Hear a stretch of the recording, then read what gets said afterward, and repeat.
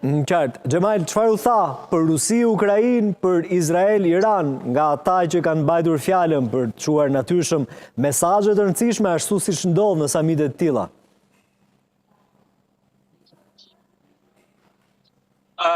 Pjesa kryesore e samitit është nesër. Sot ka disa konferenca që janë forume, në fakt që nuk janë takime të krerëve të shtetit. Në fakt, takimi i sekretarit të përgjithshëm Rute me kryeministrin Rama ka qenë ndër të paktit. Ai do të takohet edhe me kryeministrin Zelandës së Re dhe të Japonisë, por edhe për shkak që Shqipëria Tirana do ta organizojë mesazh samitin e vitit 2027, pra ka pasur një takim të veçantë të zotit Rute me kryeministrin shqiptar Edi Rama. Ndërkohë, sot para pak minutash e ka përfunduar fjalimin e tij në një forum presidenti e Ukrainës Volodymyr Zelensky, ai edhe njëri ka thënë se Rusia nuk është as pak interesuar për paqen.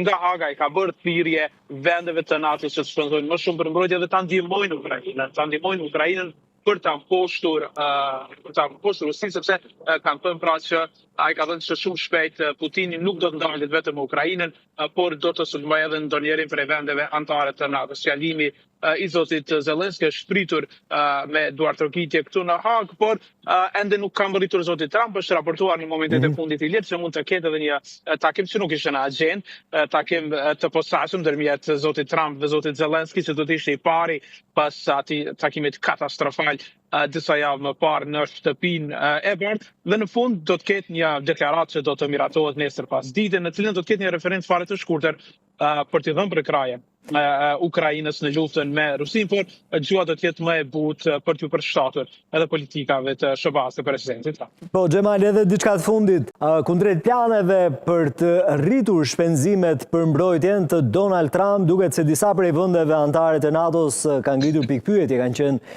skeptik. Sot që flasim, mund të themi se janë unifikuar, kanë shkuar drejt asaj që kohë më parë ka kërkuar Donald Trump, pra për të rritur të ardhurat për mbrojtjen?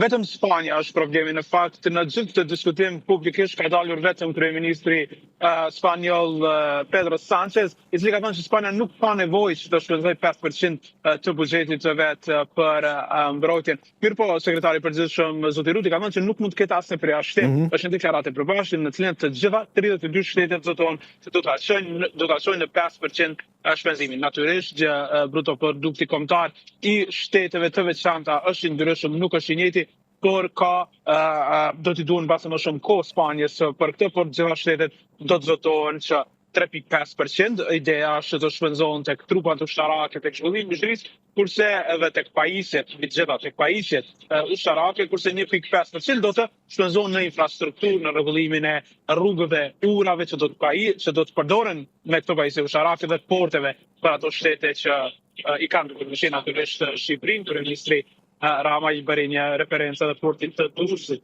që do të jetë pjesë e investimeve që do të bëhen edhe nga Shqipëria me NATO për nevojat e aleancës.